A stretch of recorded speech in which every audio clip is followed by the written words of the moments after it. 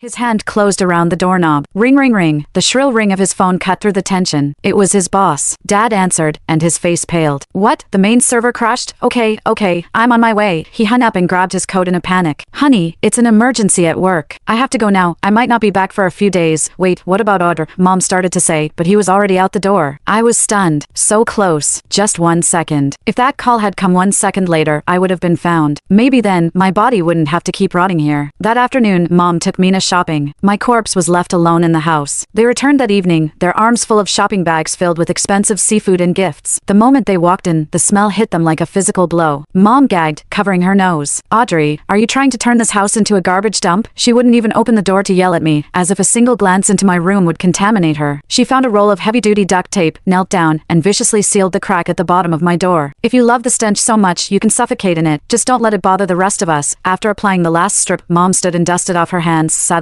There. Peace and quiet. She went to the kitchen to steam the lobster. I looked at the sealed door, and the last flicker of hope in my soul was extinguished along with the flow of air. I finally understood. In my mother's heart, my life or death was less important than a seafood dinner. She would rather seal me away than open the door to see if I was dead inside. You win, Mom. I'll never bother you again. For on the morning of the third day, the warm winter sun filled the living room, but it couldn't chase away the gloom that had settled over our home. The central heating was cranked up to a sweltering 26 degrees. The duct tape was no longer enough. A cloying, greasy stench of decay now permeated the entire house. Mom was arranging a bouquet of fresh flowers, but no matter how strong their perfume, the smell of my rotting body overpowered it. Snip! She violently decapitated a rose, a thorn pricking her finger. She had reached her limit. In her mind, I wasn't bathing, I was using my room as a toilet, maybe even hiding dead rats in there, all to disgust her, to defy her authority. Audrey, you've really crossed the line this time. Mom stormed into the kitchen, grabbed a rolling pin, and marched toward my room, her face a mask of fury. I'm going to beat the filth out of you today. It's clear the shocks aren't working anymore. You need to learn a lesson you can feel on your skin. I floated in front of her, looking at her contorted face, waving my hands frantically to stop her. Don't go in, Mom, please don't. I'm hideous. I've started to rot. You'll be scared. Even though she didn't love me, I didn't want her to see me in such a horrific state. But she passed right through my soul and ripped the tape from the doorframe. Screech! The sound of the tearing tape was deafening. She jammed the spare key into the lock and twisted. Bang! The door flew open with violent force. A thick, almost tangible wave of putrefaction rolled out, as if from Pandora's box. Mom staggered back, bending over and dry heaving. Ugh, Audrey, what in God's name have you done? She looked up and saw me, still in the same position I'd been in 3 days ago, slumped over my desk, my back to her, perfectly still. To her, this was an act of silent defiance. The ultimate arrogance. Are you deaf? I'm talking to you. Are you still playing dead? Blinded by rage, she charged forward, raising the rolling pin high above her head. But she didn't strike immediately. She wanted to haul me up first, to see the look on my stubborn face. Get up! Her hand shot out and grabbed the collar of my pajamas, her fingers closing around the back of my neck. And then, she froze. The moment her skin made contact with mine, time seemed to stop. Through the thin fabric of my pajamas, her fingers didn't feel the warmth of living skin, or the softness of flesh. What she felt was a piece of meat as cold and hard as a block of ice. It was a deathly cold, a cold that seeped into her bones. A cold utterly devoid of life. Ha! Mom faltered for a second, but her momentum carried her forward. She yanked with all her might, and my body was pulled backward. The chair tipped over with me. Crash! The chair slammed onto the floor with a deafening bang. My body, stiff as a statue, fell with it, and my face, at last, was revealed. My mother called me a liar from birth, all because of her belief in scientific parenting. From the day my twin sister Mina and I were born, she fastened honesty bracelets to our wrists. Lie, and it flashed red, triggering an electric shock from Mom's remote. Mina's bracelet always stayed green. Even when she tore Mom's dress and blamed the cat, it glowed gently. But me, if I whispered, Mom, I'm hungry, it turned furious red, and pain shot through my arm. At first, I argued. Mom said, the machine doesn't lie. The pain will help you remember. After thousands of shocks, I believed it. I was born a liar. On New Year's Eve, as Mom prepared to take Mina to see fireworks, searing pain tore through my stomach. I collapsed, gasping, Mom, my stomach, it hurts so much. Help me. But my bracelet flashed frantic red. Mom looked down at me, my hair wet with cold sweat, and turned the remote to its highest setting. You'd fake being sick just to see the fireworks, she said, disappointed. You never learn. She walked out with Mina, the door slamming behind them. I thought, Mom must be right. The bracelet is red, so I can't really be in pain. I must be lying for attention. I'm sorry, Mom. Next time, I'll try to be honest. It hurts. My body convulsed with pain, my fingernails scratching white lines into the hardwood floor. The doorknob turned. A spark of hope ignited in my chest. Mom was back. She's a doctor. She must have realized something was wrong. She came back to save me. Are you done with your tantrum? The fireworks are about to start, and Mina's getting impatient. Mom, I whispered, my voice barely audible, stretching a trembling hand toward the door. It really hurts. It feels like my insides are tearing apart. She glanced at the frantic red light on my wrist. She knelt, her fingers digging into my chin, forcing my head up.